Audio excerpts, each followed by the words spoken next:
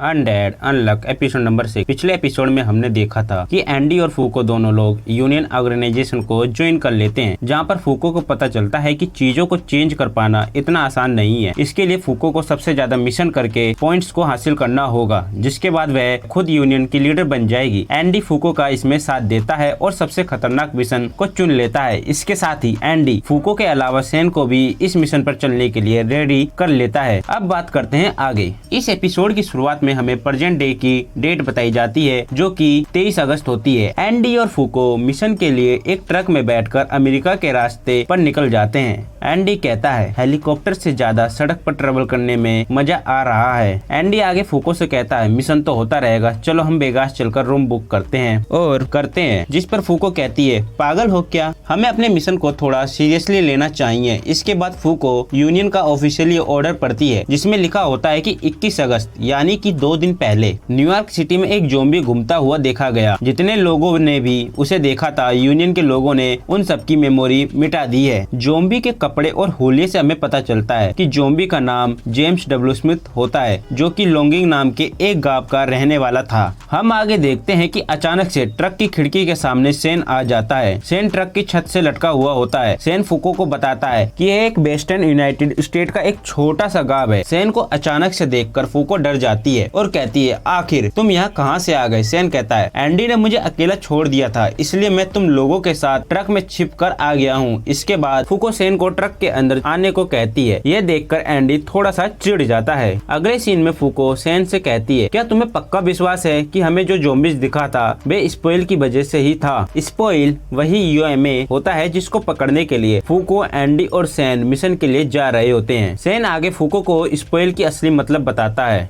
Spoil का मतलब चीजों का सड़कर खत्म हो जाना होता है। सैन कहता है कि मुझे नहीं पता कि ज़ॉम्बी आखिर 4000 किलोमीटर दूर न्यूयॉर्क में कैसे पहुंचा। मुझे एक बात का पक्का विश्वास है कि स्पॉइल और उसके ज़ॉम्बीज़ की आर्मी हमें लॉन्गिंग में ही मिलेगी। यह सुनकर फूको डर जाती है और कहती है आखिर हम उन्हें कैसे पकड़ेंगे। सैन आगे बताता है कि यूनियन के लोगों ने पहले ही पूरे गांव को सील कर दिया है। जिस पर फूको पूछती है क्या वे लोग वहाँ से बचकर जिंदा वापस आ पाए। इस बात पर सैन एक रिकॉर्डिंग सुनाता है, जिसमें हमें यूनियन के लोगों की आवाज सुनाई देती है। आवाजों में यूनियन के लोग चिल्ला रहे होते हैं और बचकर भाग रहे होते हैं। इन शॉर्ट ज़ॉम्बी उन पर हमला कर रहे होते हैं। आवाजों को सुनकर फूको डर जाती है। सैन एंडी से कहता है कि अगर तुम स्पॉइल से अपनी पूरी पावर्स के साथ नहीं लड़े तो शायद हम बहुत ही ज्यादा मुश्किल में पड़ जाएंगे। इस पर एंडी कहता है मुझे नहीं लगता कि इसकी कोई जरूरत है। अगले सीन में रात हो जाती है और सभी लोग एक जगह पर ट्रक रोक देते हैं। सैन फूको से पूछता है क्या तुम्हें नींद नहीं आ रही, तुम शांति से सो जाओ,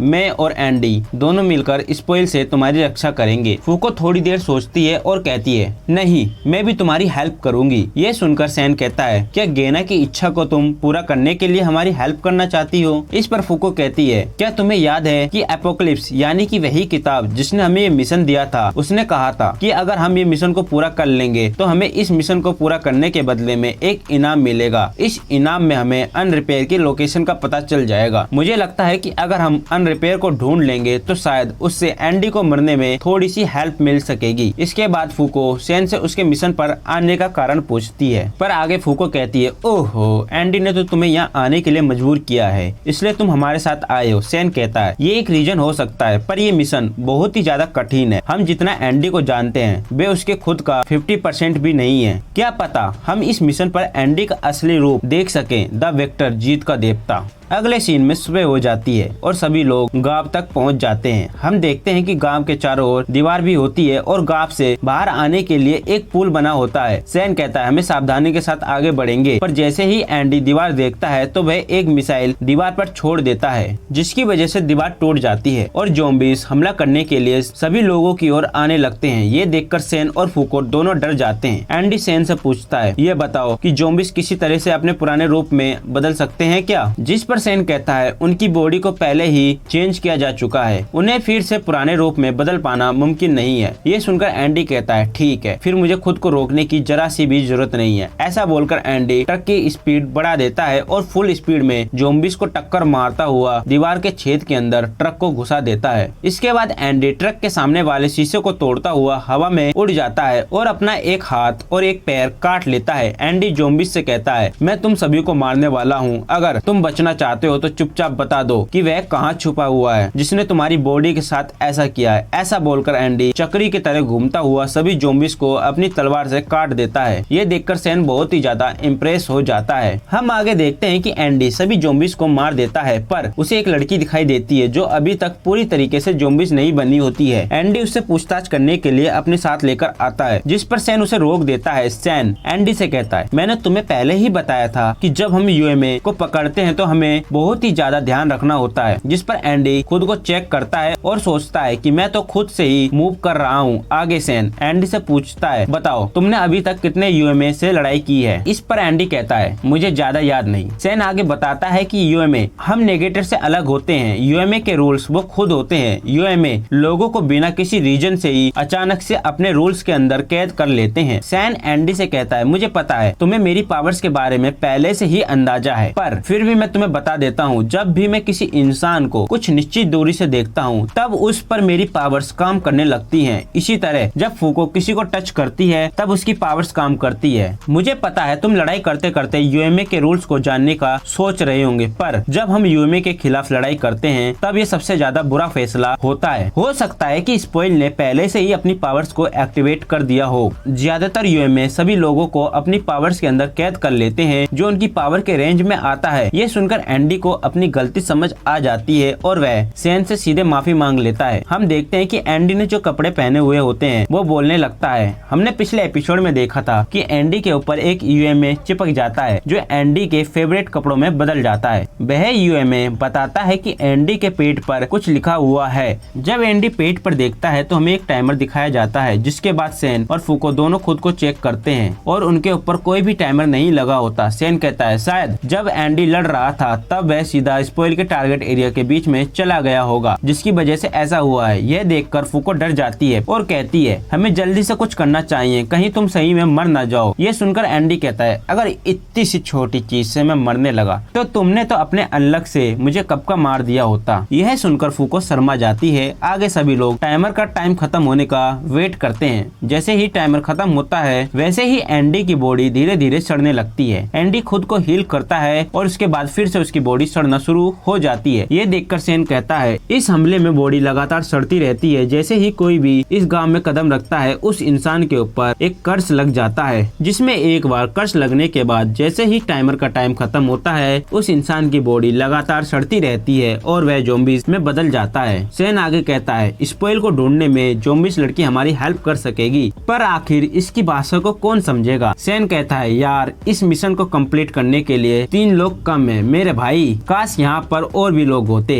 अगले सीन में हम देखते हैं कि ज़ॉम्बीज़ लड़की एंडी से कुछ कह रही होती है। एंडी भी आधा ज़ॉम्बीज़ बन चुका होता है। इसकी वजह से एंडी ज़ॉम्बी लड़की की भाषा को समझ जाता है। एंडी सैन से कहता है, ज़ॉम्बी को पता है कि स्पॉइल कहाँ है, पर मुझे इसकी एक शर्त को पूरी करना होगा। इस शर्त में ज़ॉम्बीज़ एंडी से उसके साथ शादी करने के लिए कहती है। ये सुनकर सैन चौंक जाता है। एंडी फूको से पूछता है, अगर तुम्हें लग रहा होगा कि मैं तुम पर चीटिंग कर रहा हूँ तो मैं इस ज़ॉम्बीज़ को मना कर देता हूँ। सैन एंडी को वार्न करते हुए कहता है, हो सकता है कि स्पॉइल की ये कोई चाल हो। एंडी की बात सुनकर फूको हंसने लगती है और कहती है, ठीक है जाओ यार तुम शादी कर लो। उससे आगे एंडी ज़ॉम्बी के साथ निकल जाता है। सैन एंडी से चिल्लाकर कहता है, ठीक है, पर एक बात का ध्यान रखना, हमारा मिशन स्पॉइल को मारना नहीं है, पकड़ना है। अगर तुमने उसे मार दिया तो हमारा मिशन फेल हो जाएगा और अनरिपेयर का पता भी नहीं लगेगा। जैसे ही तुम स्पॉइल का पता लगा लोगे हमें तुरंत बता देना। जब सैन चिल्ला रहा होता है तब हम देख पाते हैं कि ट्रक के सामने जमीन पर एक गुफा का दरवाजा होता है, जिसमें से एक लड़का बाहर आता है और फूको और सैन को देखकर वह लड़का डर जाता है और वापस से गुफा के अंदर घुस जाता है।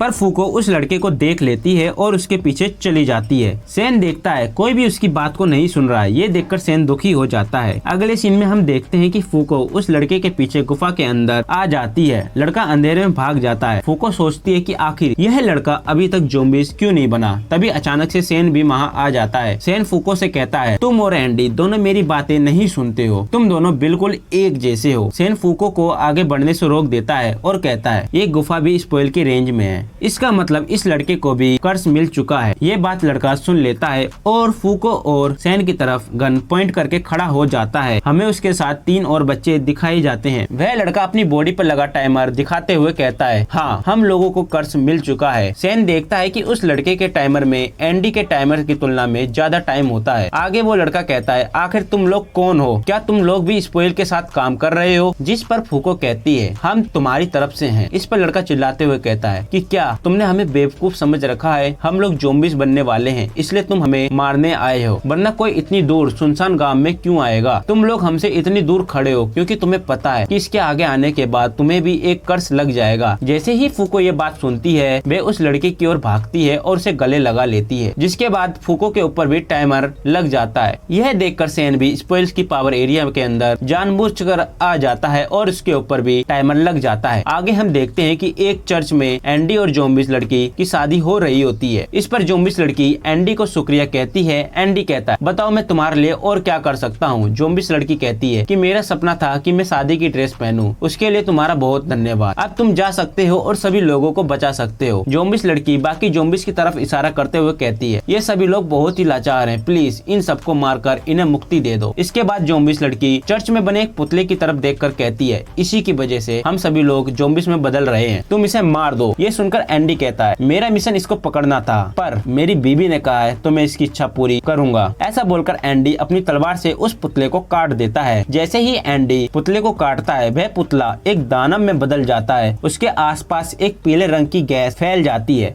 वह पुतला एंडी से कहता है, आखिर तुम अभी तक ज़ॉम्बीज क्यों नहीं बने? मुझे लगता है कि तुम एक नेगेटर हो, अगर तुम जैसा तुच्छ प्राणी मेरे सामने कैसे टीक सकता है? ऐसा बोलकर वह पुतला एक दानव में बदल जाता है। उस दानव के सर पर एक एंजल भी होती है। दानव की पीली गैस की वजह से पूरा चर्च सड़ जाता है और टूटकर गिर जाता है। हम देखते हैं कि कुछ ज़ॉम्बीज मिलकर एंडी को चर्च के मलबे में नीचे दबने से बचा लेते हैं। एंडी कहता है, तुमने मुझे बचा लिया, इसका मतलब तुम लोग अभी तक पूरी तरीके से ज़ॉम्बीज नहीं बने हो। आगे एंडी अपने दोनों हाथों को मुट्ठी बनाकर चर्च के घंटे की तरफ शूट करता है, जिसके बाद घंटा जाकर स्पोइल को लगता है। एंडी सभी ज़ॉम्बीज को चिल्लाकर कहता है, मैं इस दानव को मारकर तुम सभी को बचा लूंगा। इस घंटे की आवाज सुनकर तुम सभी लोग जल्दी से यहाँ पर आ जाओ। ये सुनकर सभी ज़ॉम्बीज चारों ओर से आकर स्पोइल को घेर लेते हैं। एपिसोड के लास्ट में ज़ॉम्बीज लड़की एंडी से कुछ कहती है, जिसके बाद एंडी अपनी तलवार निकालकर रेडी हो जाता है और इसी के साथ यह एपिसोड यहीं पर खत्म हो जाता है। दोस्तों बताइए आपको एपिसोड में कौन सा पार्ट सबसे अच्छा लगा? अगर आपको ये वीडियो पसंद आई हो तो इस वीडियो को लाइक करने के साथ साथ हमारे चैनल को भी सब्सक्राइब कर लीजिएगा। मिलते हैं नेक्स्ट वीडियो में, जब तक के लिए सी यू सून।